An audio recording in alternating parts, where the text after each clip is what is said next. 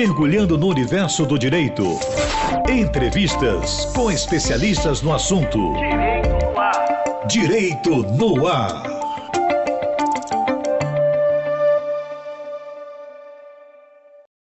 No ar, Heraldo Moreira, comunicando. Olá, meus amigos e minhas amigas do Direito no Ar, da Rádio Timbira, em sintonia com você. Hoje, nesta tarde, aqui na gravação do nosso programa, iremos tratar de como manter as nossas leis compatíveis com os compromissos internacionais. E, para isso, a gente convidou o acadêmico de direito e pesquisador desse tema, o Victor Braga, que comparece ao programa pela primeira vez. Aliás, não é só a primeira vez do Victor. Victor, eu tive o privilégio de tê-lo como meu aluno, brilhante aluno. Eu costumo dizer, Victor, que eu divido os meus alunos em 3 categorias. Aqueles que eu esqueço naturalmente, aqueles que eu faço questão de esquecer e aqueles que eu faço questão de lembrar. E certamente você está entre essa terceira categoria, daqueles que eu vou fazer questão sempre de lembrar pelo brilho que você demonstrou na sala de aula e hoje já mergulhado na pesquisa científica. E aí eu dizia, não é só a primeira vez do Victor Braga aqui no programa Direito no Ar, é também a primeira vez que no programa a gente não entrevista um profissional do direito.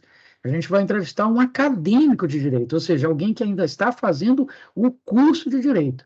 Então, sem dúvida alguma, é um momento histórico e importante aqui para a gente também do Direito no Ar. Tá certo, Victor? Então, muito grato por ter disponibilizado esse tempo para conversar conosco. E aí, Victor, tradicionalmente, nesse caso, quando é a primeira participação do entrevistado no programa, eu procuro fazer algumas perguntas inicialmente de caráter pessoal, antes de entrar no tema proposto. Por quê? Porque certamente a tua história de vida, as tuas respostas, vão acabar inspirando algumas pessoas a tentarem seguir os mesmos passos que você. Então, por isso, eu começo perguntando da seguinte forma, Victor Braga, por que você escolheu o curso de Direito? Professor, primeiramente queria agradecer a oportunidade. Assim, é um privilégio estar no seu programa, ainda mais porque o senhor também foi meu professor no começo do curso, que a gente está decidindo nossa carreira propriamente, mudou muita coisa desde lá também. O senhor até esqueceu que na minha primeira vez na Rádio Timbira, eu tive a oportunidade, graças ao senhor também, que eu fui em outro programa em 2021, como pesquisador também, mas no caso era como pesquisador da UFMA, no meu outro curso de Relações Públicas, que atualmente já não faço mais, mas eu continuo muito ativo com Relações Públicas.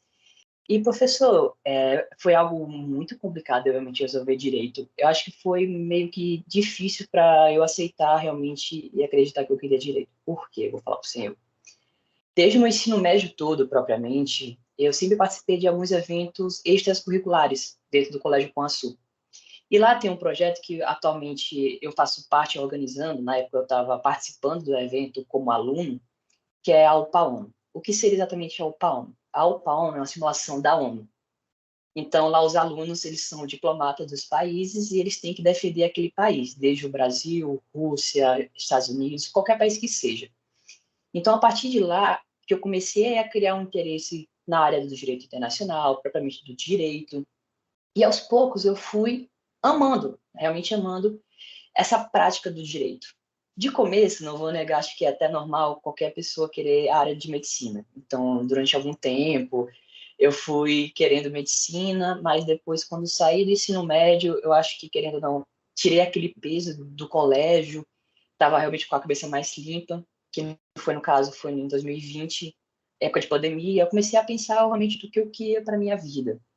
E foi a partir daí que realmente eu bati o martelo, troquei de ideia de curso de medicina para direito, e realmente eu batalhei para poder entrar no curso de direito. Eu consegui, graças a Deus. Maravilha. Bom, e agora, já na reta final do curso, já chegando aí no momento da colação de grau, você diria, Victor, que valeu a pena essa decisão ou você faria diferente? Nossa, professor, valeu muito a pena. valeu muito a pena. Eu entrei no SEUMA em 2021, 2021, o primeiro semestre foi ainda online, devido à pandemia do Covid, e logo em sequência foi o segundo período, que foi com o senhor, você foi meu professor de Teoria Geral do Processo, e até lembro também que em uma das suas aulas, o senhor foi apresentar as carreiras jurídicas, o senhor explicou tudo certinho. Eu me lembro que o senhor citou até a carreira diplomática. Exatamente, já trazendo aquele viés meu do ensino médio. E eu falei que eu tinha vontade. Ainda tenho uma certa vontade, por mais que eu sei que é difícil, a prova do Instituto Rio Branco realmente é muito disputado, mas ainda tenho essa vontade. E vale muito a pena, mudou muita coisa realmente. No começo do curso, eu fazia 2 cursos ao mesmo tempo, eu fazia Relações Públicas na UFMA e fazia Direito no SEUMA.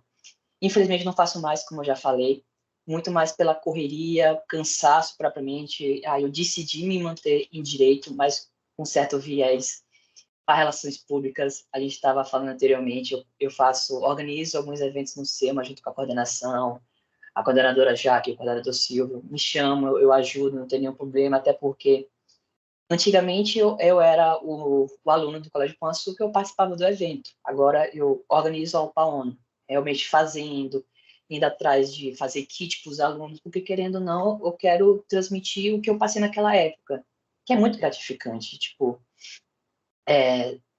eu fui ensinado por meus amigos e agora estou repassando meus ensinamentos que eu tenho para os outros alunos do Colégio Pão Sul, e não só para do Colégio Pão Sul. O evento é aberto para todos os alunos do ensino médio do Maranhão, então quem se sentir à vontade pode participar. O evento sempre acontece, normalmente sempre em agosto, no Colégio Pão Sul.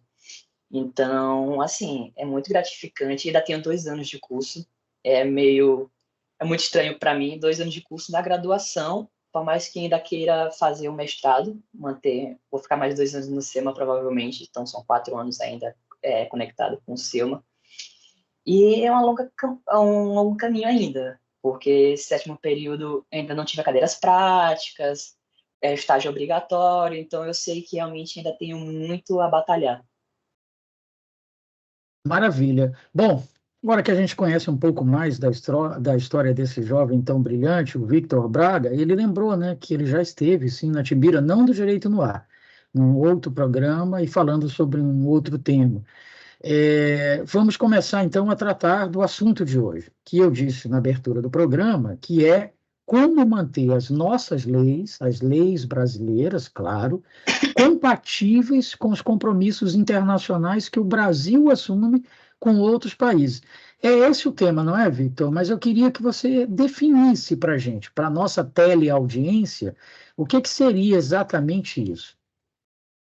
Professor, é algo muito debatido atualmente, por mais que muitas pessoas não percebam, mas especialmente o que envolve os direitos humanos.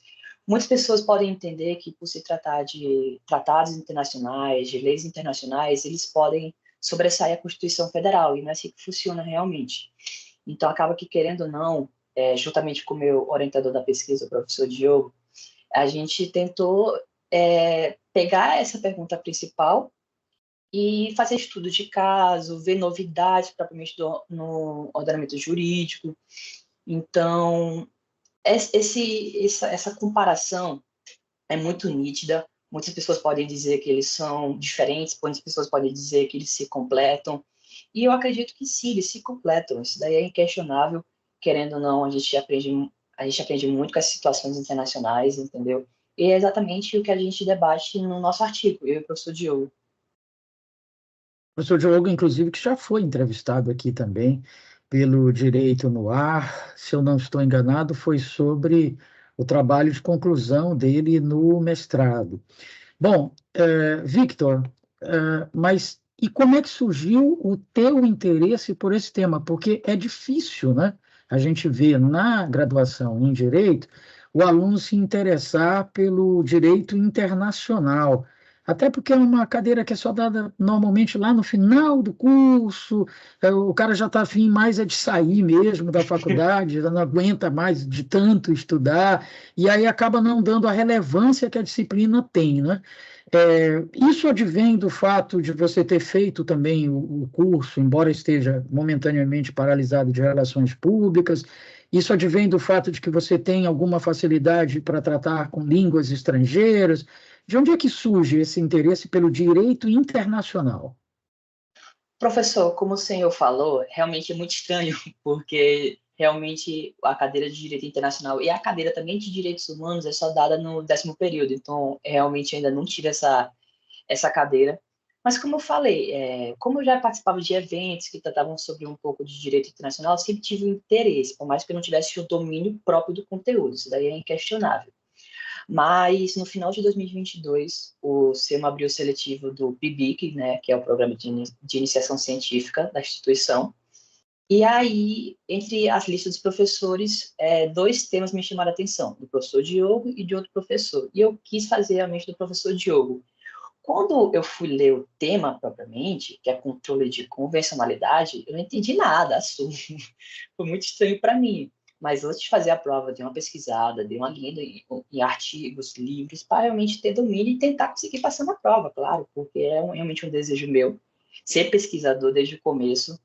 Na primeira oportunidade que eu tive aqui na Rádio Timbira, eu fui representando a UFMA, como pesquisador da UFMA, onde eu até apresentei, se não estou enganado, um artigo sobre fake news e a pré-eleição de 2022, em que no caso eu apresentei 2021, a eleição seria 2022. Então, desde lá, realmente tinha esse interesse, por mais que eu sei que seja difícil passar realmente no seletivo. E graças a Deus eu tive a sorte de passar no seletivo. E aí o professor Diogo foi me ajudando de pouco em pouco. E também, querendo ou não, fui lendo cada vez mais. Eu tive a sorte também de pegar logo naquelas férias do final do ano, onde essas férias são mais longas no SEUMA. Então, eu já fui lendo, já fui pesquisando, para quando eu realmente começasse os trabalhos da pesquisa, que seria só em março de 2023, eu já estar pronto. Porque até hoje, não vou negar que eu tenho uns certos déficits em alguns aspectos, mas sempre o professor Diogo me corrige, me ajuda, eu também pesquiso, sempre estou de olho realmente se tem alguma novidade, porque querendo ou não, o nosso curso de Direito ele é muito rotativo, ele é muito flexível, então todo ano, todo dia, toda hora sempre tem alguma decisão nova, tem alguma lei nova, mudança de lei, então a gente sempre tem que estar se atualizando, isso daí é inquestionável. Então, a pesquisa, eu acho que a pesquisa, indiretamente, por mais que a pessoa não goste da área da pesquisa, mas a pesquisa, indiretamente, está na vida de qualquer estudante do direito, eu imagino que qualquer estudante de qualquer área. No mundo ideal seria assim.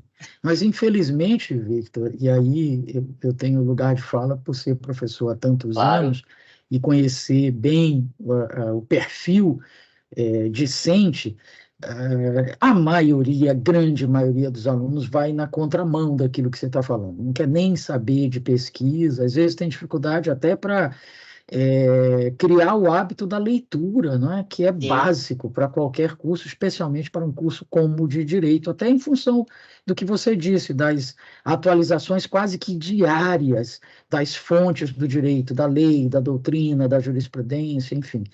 Ah, como é que surgiu em você, Victor, esse sentimento, essa noção de que não, eu preciso ir além da sala de aula? A sala de aula é um espaço muito pequeno para mim.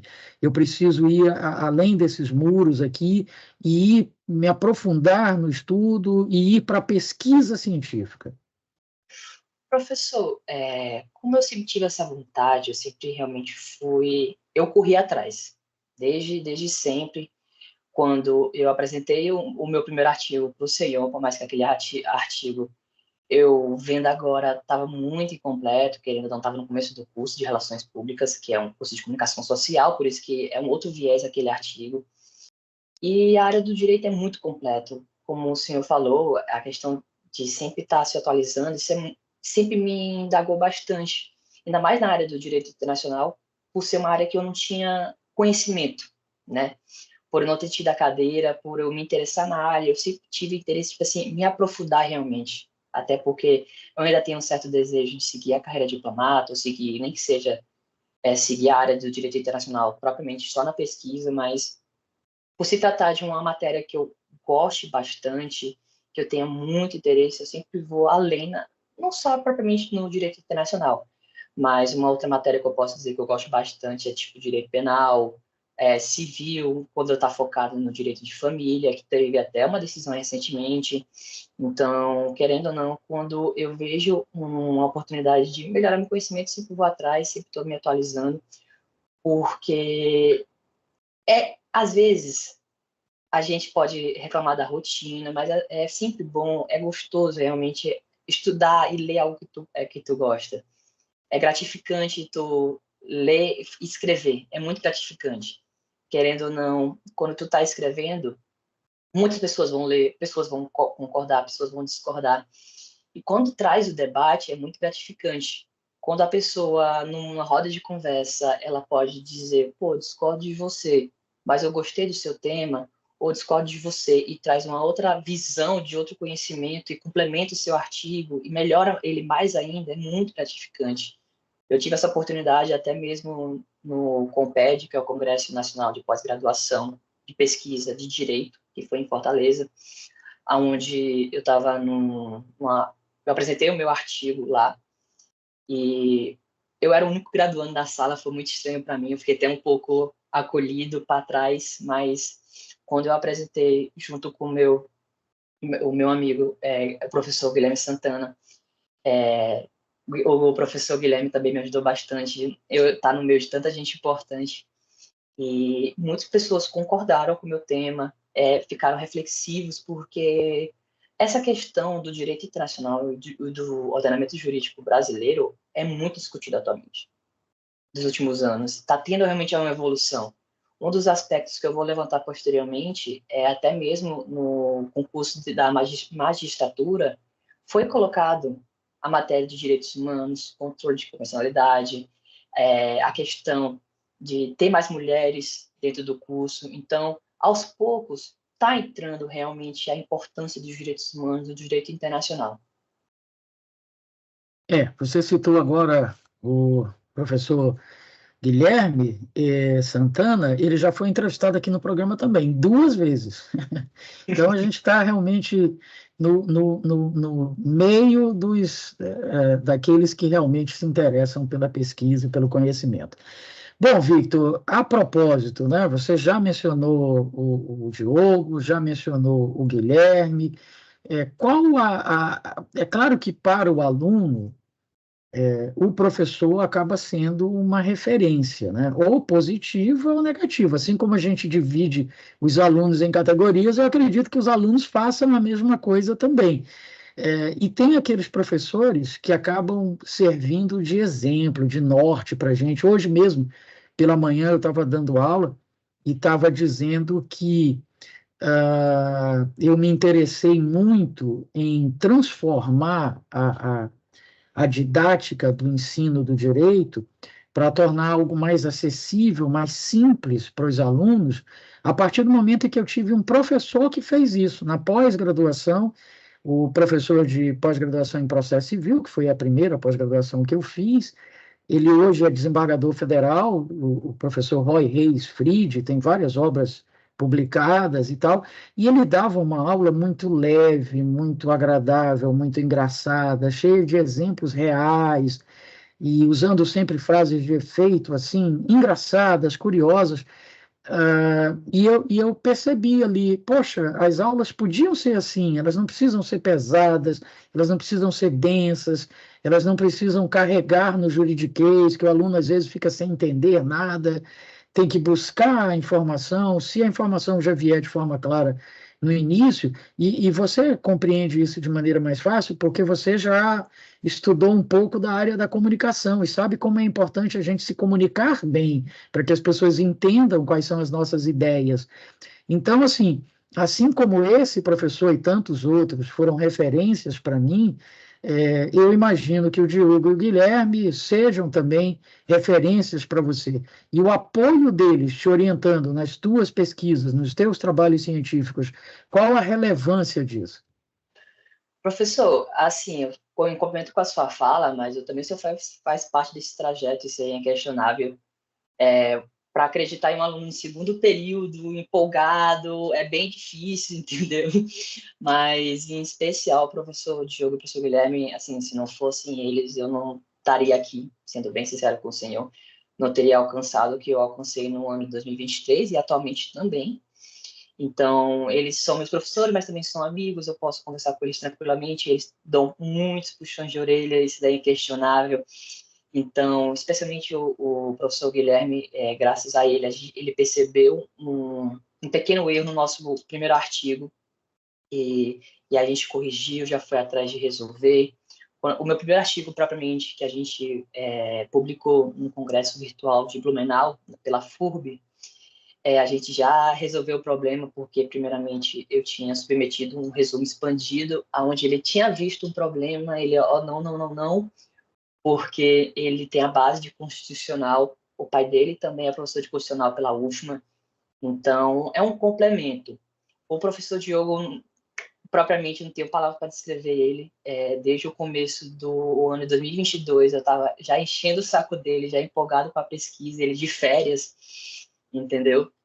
E ele tem uma metodologia que é muito interessante, que eu até tento repassar para alguns colegas meus, para ver se eles conseguem se interessar na pesquisa, que é a metodologia invertida, né?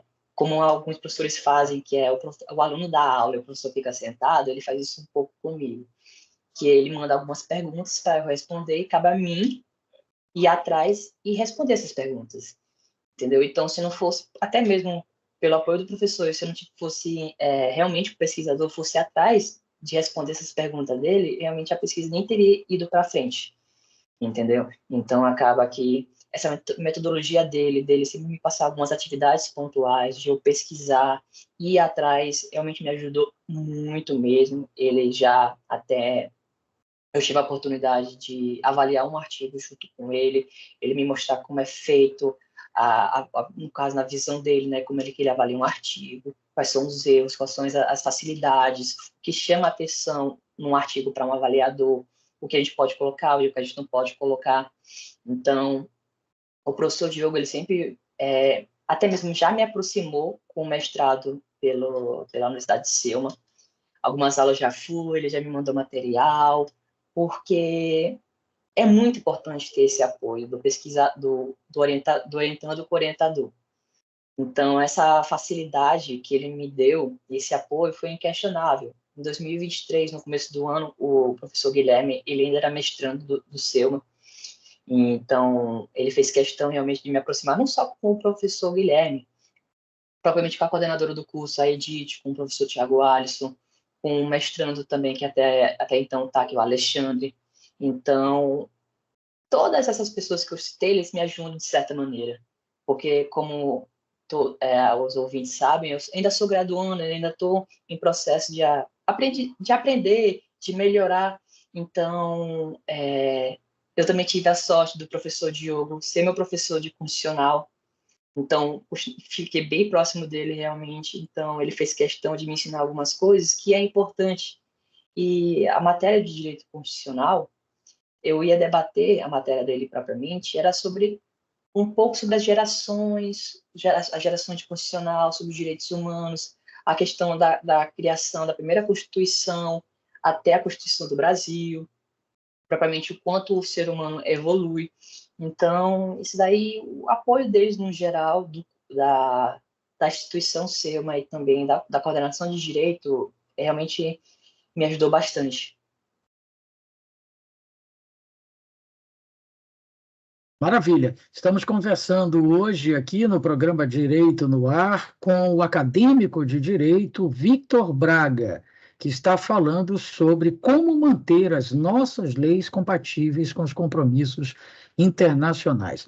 Bom, Victor, até agora a gente tem falado do entorno do tema, quer dizer, sobre a pesquisa científica, sobre a importância disso, a importância de ter bons orientadores que lhe deem suporte para fazer a pesquisa, mas a gente precisa mergulhar agora na pesquisa em si. Claro. Então, eu preciso que você diga para os nossos teleouvintes o que exatamente que você está pesquisando, o que seriam essas leis, nossas leis, as leis brasileiras, o que seriam esses compromissos internacionais, que compromissos são esses, e como é que se faz esse casamento, né, de ter essa compatibilidade entre a legislação brasileira e os compromissos que o país assume com outras nações. Perfeito, professor. Até pegando um exemplo bem recente, querendo ou não, o direito internacional está muito presente nas nossas vidas. Recentemente teve a fala do presidente Lula sobre a questão de Israel, mas não vou entrar nesse mérito. Então, querendo ou não, o Brasil ele é um país muito flexível, ele sempre está ativo internacionalmente, não só na ONU, mas na Organização dos Estados Americanos. Então, o Brasil é um representante forte internacionalmente. Então, o país acaba promulgando não, perdão, mas assinando tratados internacionais que ele honra com aquele compromisso de trazer para o ordenamento jurídico. Então, acaba que muitas pessoas podem entender que, por ele honrar com essa assinatura de dizer que vai honrar com aquele compromisso internacional, ele pode sobressair a Constituição Federal, por exemplo, mas não é assim que funciona. Não é por se tratar de uma norma internacional que ele vai sobressair a Constituição Federal. Não é assim que a Constituição Federal propriamente entende, né?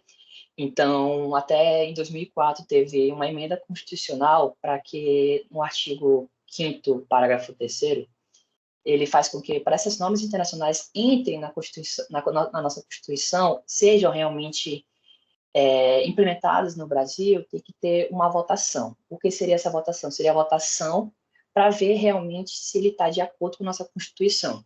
Então, vai ter uma votação no Congresso, na Câmara dos Deputados e depois no Congresso Nacional, no Senado, para depois ser passado para o presidente da República, para ele assinar o veto e promulgar no Diário Oficial da União.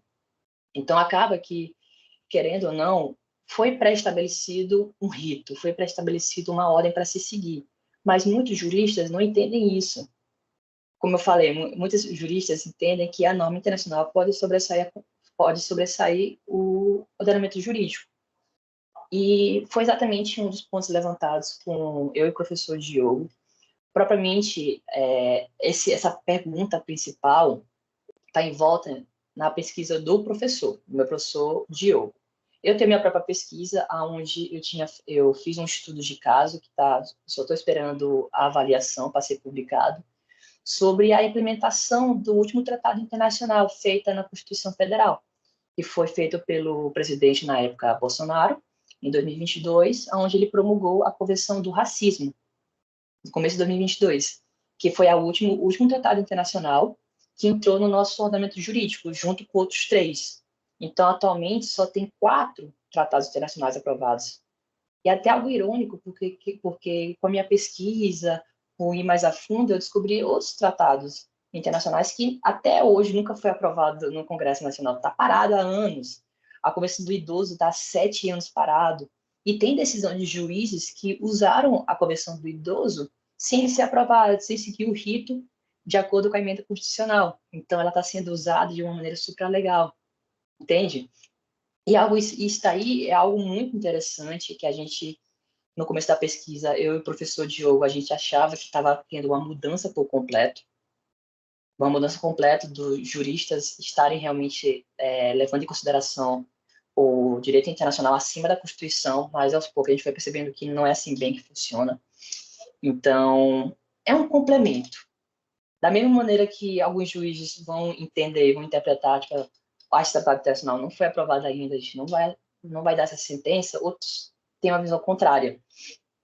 Eu tive a felicidade que no começo do ano passado, o Conselho Nacional do Ministério Público promulgou uma resolução número 98, onde o Conselho Nacional do Ministério Público ia começar a observar os tratados internacionais, propriamente dos funcionários. E isso foi algo muito interessante e questionado. Eu fui atrás de pesquisar, uma resolução um pouquinho grande, mas tempo pequena, são acho que 9 páginas, é algo bem rápido de se entender. E como eu já tinha falado, foi uma construção. Para chegar nessa resolução do Conselho Nacional do Ministério Público, teve que haver alguma coisa antes.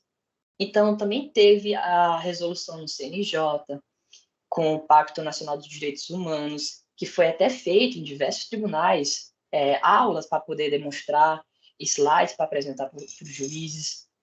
Propriamente, como eu já tinha citado, teve a questão da implementação da matéria de direito internacional, sobre o controle de convencionalidade, que controle de convencionalidade é exatamente isso que a gente está debatendo, eu e o professor Heraldo, que é exatamente como é que eu vou implementar as leis internacionais dentro do nosso ordenamento jurídico.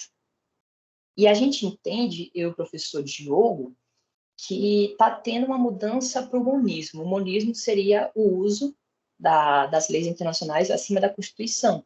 Mas muitos juízes, como eu já havia falado, seguem o dualismo, que é exatamente essa corrente onde eles seguem exatamente essa votação. Mas é algo muito complicado, porque como é que o juiz vai desconsiderar uma convenção do idoso? É algo muito que não pode passar batido.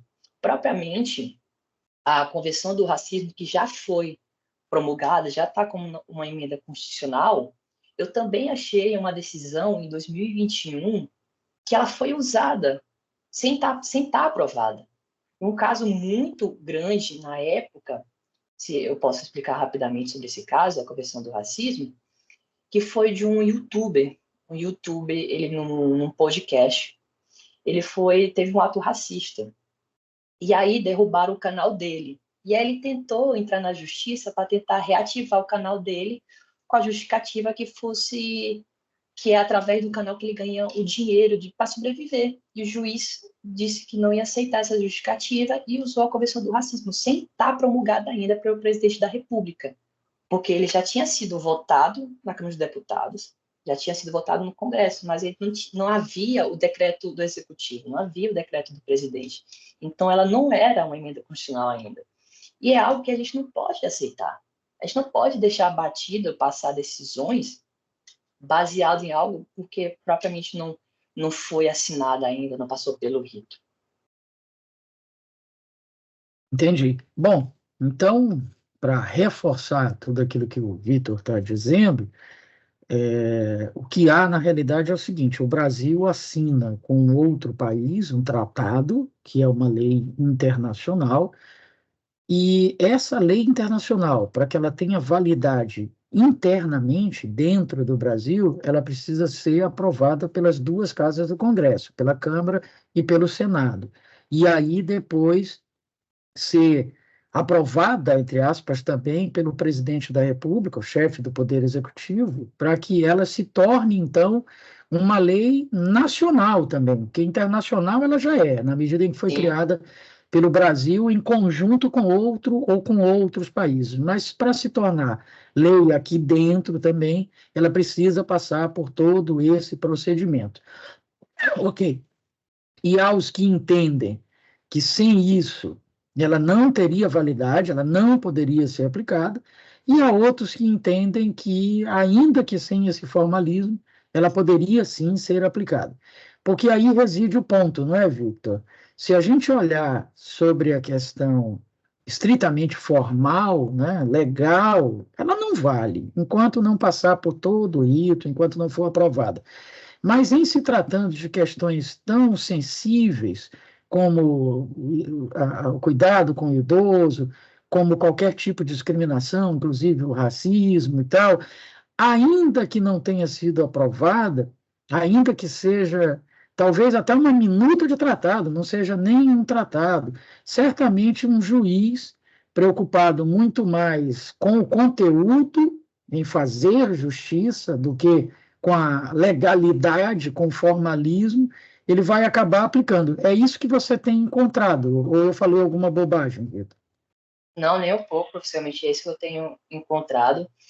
Acaba que, querendo ou não, em outras oportunidades, por exemplo, no TRT, na área mais trabalhista, ele já segue realmente nesse caminho, seguindo o controle de convencionalidade.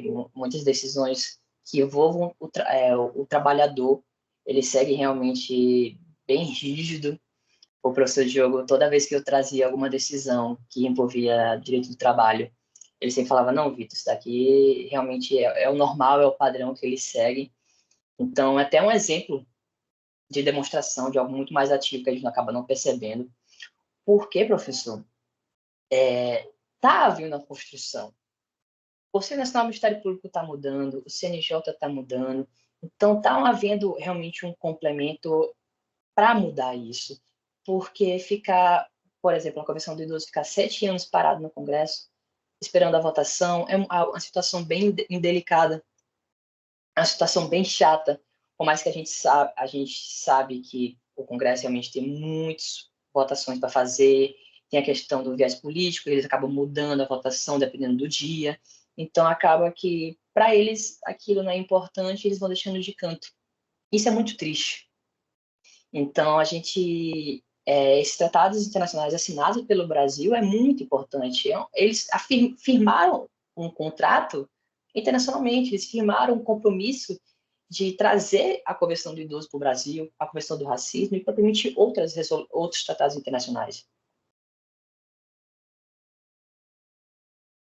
Perfeito. Bom, estamos conversando hoje aqui no programa Direito no Ar, da sua Rádio Timbira, com o acadêmico de Direito Vitor Braga, que está falando sobre como manter as nossas leis compatíveis com os compromissos internacionais. Bom, Vitor, eu acho que é importante a gente explicar para os nossos teleouvintes, porque em vários momentos você tocou nesse assunto, que existe uma hierarquia entre as leis, não é?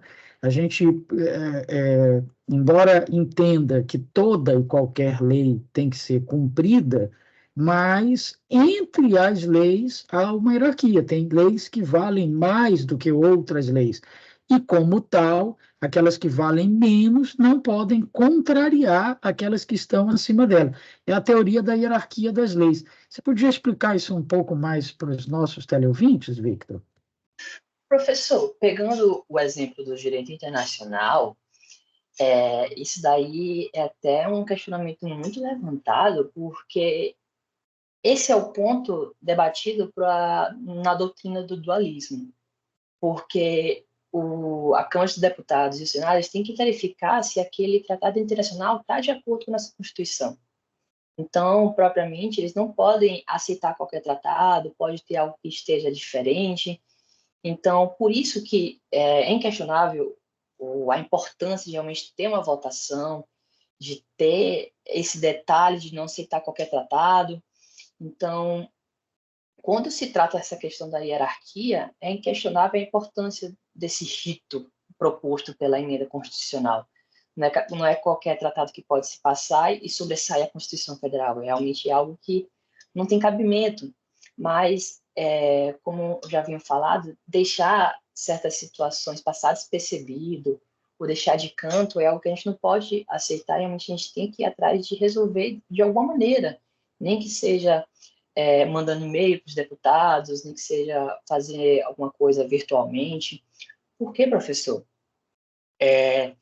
Essas matérias são muito importantes. Então, a gente não pode negar a importância da Constituição Federal, a gente não pode realmente sobressair. Perfeito. Bom, durante esses eventos dos quais você tem participado, congressos como o Comped, que é importantíssimo, outros, eu diria, menores, mas não menores porque não sejam relevantes, mas diante da comparação com o Comped, que é de uma relevância até internacional. E em consequência até desses artigos científicos que você eventualmente tem publicado em revistas, em eventos e tal, você disse que tem retorno disso, as pessoas dão feedback, né? Nas conversas, nesse feedback que você recebe, eventualmente até por e-mail, enfim, qual é o sentimento que você tem percebido, Victor, em relação a essa questão? Você diria que há uma tendência maior a aceitar qual das teses? Professor, de primeiro momento, muitos professores, especialmente no Comped, onde eu tive um contato mais próximo com os outros professores na sala, realmente é algo que passava despercebido. E quando a gente começou a falar, realmente trouxe um ar de questionamento, de eles começarem a perceber que realmente está havendo uma mudança, por mais que o dualismo nunca vai sumir, esse rito de votação realmente não vai acabar, o dualismo nunca vai acabar, mas a gente perceber um complemento do dualismo e do monismo, de juízes, propriamente eles decidirem baseado na votação, ou eles usarem de uma maneira supralegal. Então, eu tive a oportunidade de apresentar pelo menos 4 vezes. Minha primeira oportunidade eu apresentei no Congresso Virtual, em Blumenau. Um artigo um pouco cru ainda, de certa maneira, era meu primeiro artigo, estava desenvolvendo a pesquisa. A minha primeira pergunta naquele artigo é diferente completamente do Vita atual, do meu último artigo, que eu estou só esperando a publicação no Congresso aqui do SEUMA. Eu também apresentei no Comped Virtual, onde eu também apresentei como pôster, de uma maneira muito mais simplificada. Eu também tive a aceitação do meu artigo para um congresso em Boston, mas infelizmente não tive a oportunidade de ir, mas o professor Guilherme e o professor Diogo, eles foram lá representar nosso artigo. E já mudando um pouco da visão com os professores do congresso de Boston, não posso falar tão precisamente, eles poderiam até explicar melhor do que eu, mas do que eu perguntei para eles, porque eu fiquei muito interessado em escutar uma outra visão de mundo. Então, eles ficaram muito interessados, eles até pediram para realmente eu ir atrás mais de tratados internacionais que foram usados da maneira humanista, que foram realmente usados sem ter tido a aprovação ainda do Congresso e da Câmara dos Deputados e propriamente do Executivo. E foi aí que eu fui atrás mesmo, que aí eu achei a Convenção do Idoso, achei a Convenção do Racismo, porque a cada etapa da pesquisa é importante. De começo, no meu primeiro artigo, eu fiz uma análise sobre a resolução do Conselho Nacional do Ministério Público, aquela resolução 98, como eu já havia citado, que a gente pode pensar que é uma maneira, foi uma análise um pouco micro, né, um pouco pequena, propriamente por se tratar do Conselho Nacional do Ministério Público. Então, depois eu fui abrangendo mais, levando para um estudo de caso, levando para os tribunais. Então, o meu último congresso que eu apresentei foi um congresso do SEUMA, onde eu apresentei a minha pesquisa, o tema da minha pesquisa do PIBIC, onde eu apresentei. Eu só estou esperando a aprovação do nosso artigo para ser publicado. E é muito gratificante porque o esforço valeu a pena. Aquela pergunta que o senhor tinha me falado no começo da nossa entrevista. Se realmente todo esse esforço valeu a pena, vale a pena muito. Eu ainda tive a aprovação em um dos meus artigos, ele foi aprovado numa revista no final do ano. Então, é cansativo, inquestionável. Sempre ler, sempre se atualizar, mas é muito gratificante, porque por eu ser um aluno da graduação ainda, quando eu vou num congresso como o Comped e escutar dos professores, doutores, pós-doutores, ter uma visão totalmente diferente, porque uma coisa é eu ter uma conversa com meus amigos, que também são graduandos. Uma coisa é eu ter uma conversa com o senhor, uma coisa é eu estar numa sala de um congresso de pesquisa junto com outros professores. Então, quando eu me lembro, não vou lembrar o nome da professora, eu lembro que teve uma professora acho que do Ceará, que ela levantou o questionamento de uma das decisões da Convenção do Idoso foi de um tribunal de Porto Alegre, se não estou enganado. E aí ela me fez o questionamento, me avisou, eu nem tinha percebido que aquele tribunal de Porto Alegre, eles sempre fazem decisões voltadas para o humanismo. E eu fiquei com essa pulga atrás da orelha e não tive a oportunidade de realmente pesquisar mais sobre essas decisões desse tribunal de Porto Alegre. Mas foi muito gratificante porque é um complemento. Porque eu sei que, querendo ou não, ainda tenho muito a aprender, propriamente com o senhor, professor Heraldo, com o professor Guilherme, com o professor Diogo, porque é uma constância. Eu tenho que manter essa constância e a cada dia eu aprendo muito mais na pesquisa. Eu só estou no primeiro ano de pesquisa. Maravilha. Bom, Vitor, você tocou num assunto importante que é paralelo a essa temática que a gente está tratando aqui, mas que tem tudo a ver com ela, que é a atuação do poder legislativo.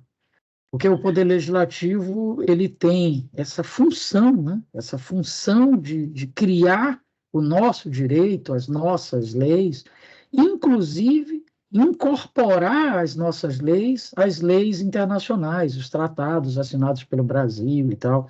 E você diz com toda a razão que, às vezes, por questões outras, questões políticas, outros interesses, às vezes até lobby, que a gente sabe que infelizmente tem muito forte no Congresso, alguns defendem até que é válido o lobby, porque representa a pluralidade da sociedade, eles acabam deixando de lado essa tarefa primária, primordial, importante, para discutir outras questões.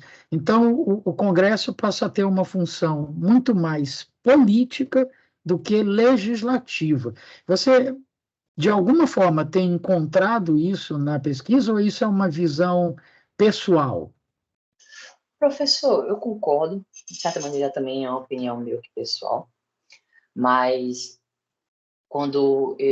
uma das atividades que o professor Diogo me pediu no começo do ano, no começo da pesquisa, foi eu avaliar, ele me deu uma lista, uma planilha enorme de tratados internacionais que o Brasil é signatário, aonde eu tive que procurar todos os tratados, assim, todos os tratados internacionais possíveis que tinha alguma decisão que levasse ao monismo, realmente ele ter sido usado sem realmente ter seguido realmente o processo de votação.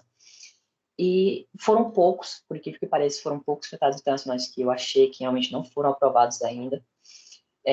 Querendo ou não, sobre tratados de direitos humanos, só tem 4 dentro da nossa Constituição, mas isso me indagou bastante. Eu tenho certeza que talvez alguns tratados internacionais tenham passado despercebido.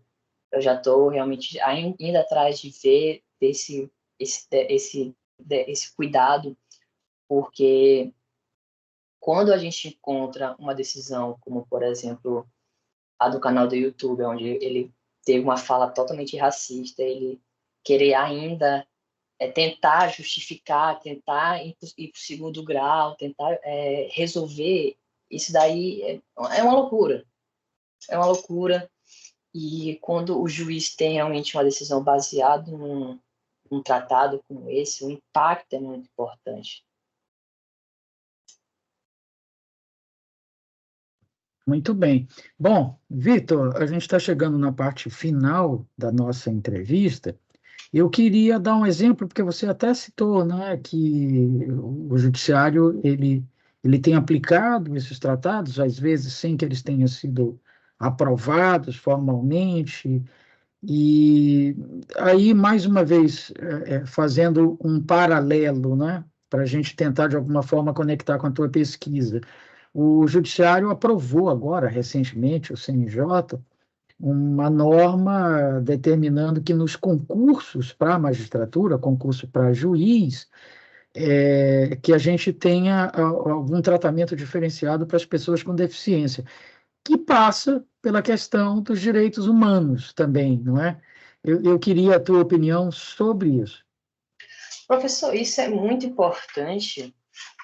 Até mesmo uma das propostas que eles também trouxeram é a questão do equilíbrio do sexo dentro da magistratura. Então, tem mais vagas para mulheres também, de acordo também com os direitos humanos. Então, essa resolução, se não estou enganado, é até baseado na resolução 496, você pode até me corrigir, mas que é o Pacto Nacional dos Direitos Humanos, que eles propuseram em 2022, e exatamente houve essa construção. Também teve outra resolução do CNJ, que é essa resolução do CNJ, é a 123, que realmente os órgãos do Poder Judiciário brasileiro percebem a observância de tratados internacionais. E foi através dessa resolução do CNJ que o Conselho Nacional do Ministério Público também pegou essa resolução e complementou e criou sua própria. Então, é uma união que a gente percebe um caminho, um desenvolvimento para seguir e usar essas normas de direito internacional de uma maneira sem seguir realmente o rito, sem seguir exatamente a votação nas duas câmaras. Perfeito. Bom, nós conversamos hoje com o acadêmico de direito Victor Braga, que falou sobre como manter as nossas leis, as leis brasileiras, compatíveis com as leis internacionais, com os tratados, com os compromissos que o Brasil assume com outros países. E ele explicou aí para o nosso teleouvinte que formalmente isso deveria passar pela aprovação do Congresso Nacional, nas duas casas, na Câmara, no Senado, e depois também a aprovação do chefe do Poder Executivo, para que só então fosse aplicado pelo Poder Judiciário. Mas que ele descobriu, através da pesquisa que está fazendo, que em alguns casos, seja por demora da parte do Legislativo em fazer esse procedimento, seja pela emergência da situação, o Judiciário acaba aplicando essas leis internacionais, esses tratados, sem que elas tenham sido formalmente incorporadas ao direito brasileiro. Bom, aí, ô Vitor, se alguém quiser entrar em contato contigo para, de alguma forma, saber mais sobre a tua pesquisa, ou até colaborar com a tua pesquisa. O Vitor falou aí que está procurando outros tratados que eventualmente já tenham sido usados em decisões judiciais sem que já tenham sido aprovados e tal. Eu tenho um caso aqui no meu estado, onde isso aconteceu e tal. Como, o Vitor, entrar em contato contigo para, de alguma forma, trocar figurinhas sobre essa tua pesquisa? Professor, isso é muito importante, ficaria muito agradecido realmente se caso algum juiz, alguma pessoa realmente tenha noção e dimensão de algum tratado internacional que foi usado dessa maneira. Tem o meu Instagram, eu diria que é a única ferramenta que alguma pessoa poderia enviar mensagem e me avisar seria o meu Instagram, Vitor Lucas Braga, Victor com C, Vitor Lucas Braga, porque eu acho que a pesquisa é exatamente isso que o senhor está fazendo. É o complemento, são pessoas que se interessam com o tema, que, eu achei interessante isso que o professor Heraldo e o aluno está falando, eu sei de alguma situação, vou lá, vou ajudar ele, complementa, a gente pode fazer um artigo junto, entendeu? Então, o que eu mais gosto da pesquisa é exatamente isso, esse complemento. Eu também tenho a oportunidade de fazer alguns artigos com alunos da UEMA, junto com o outro orientando do professor Diogo, que faz Relações Internacionais. Então, é um complemento muito importante para realmente manter essa pesquisa forte. Muito bem, Victor. Muito grato, querido, por ter tirado um tempinho aí da sua agenda, que apesar de ser acadêmico, mas tem que ir para a aula, tem que estudar as matérias da aula, ainda tem que fazer pesquisa, ainda tem que atender as demandas do professor Diogo. Enfim, não é fácil, é muita coisa para fazer. Tanto é que não deu conta de fazer 2 cursos ao mesmo tempo, teve que abrir mão de um deles para fazer só o direito, porque o direito já toma muito tempo das pessoas, com certeza. Então, eu te agradeço muito pela oportunidade de conversar aqui conosco, Victor, e assim que tiver qualquer outro assunto interessante, outra pesquisa, fique à vontade para retornar. Agora que já abriu a porta, você sabe que o espaço sempre estaria disponível para você, mas agora que já teve a primeira oportunidade, quantas outras forem necessárias, a gente vai estar aqui à sua disposição. Professor, eu que agradeço a oportunidade, é uma honra estar aqui no seu programa e mais uma vez na Rádio Tibira. Realmente, a área do direito é bem puxada, já vou ter aula de administrativo, então é sempre uma correria, mas eu sempre abro uma oportunidade para o senhor. Quando o senhor me chamou, eu fiquei muito feliz, eu lembro que foi num sábado à noite, e eu já corri atrás de ver, de já pensar um tema para eu apresentar, que foi minha pesquisa. Isso tudo que a gente debateu é só apenas 1 ano de pesquisa, muito cedo ainda. Talvez, posteriormente, caso o senhor me chame, daqui a 1 ano de novo, talvez tenha mudado completamente de ideia, de opinião. Porque, como eu falei, a minha ideia no começo da pesquisa, eu achava que o monismo, o uso das normas do direito internacional, estava sobressaindo. Eu estava errado. E normal, a pesquisa é exatamente a gente pesquisar e ver o que está certo e o que está errado. Agora mudou completamente minha visão. Eu percebo que não tem como a gente ignorar essa questão da votação. Mas está havendo um complemento com outro viés, que seria exatamente usar as normas dos tratados dos direitos humanos internacional de uma maneira que não tenha seguido exatamente a votação nas câmaras. Maravilha. Conversamos com o acadêmico de Direito Victor Braga sobre como manter nossas leis compatíveis com os compromissos internacionais. Então é isso, um forte abraço a todas e a todos e até a semana que vem com o seu Direito no Ar.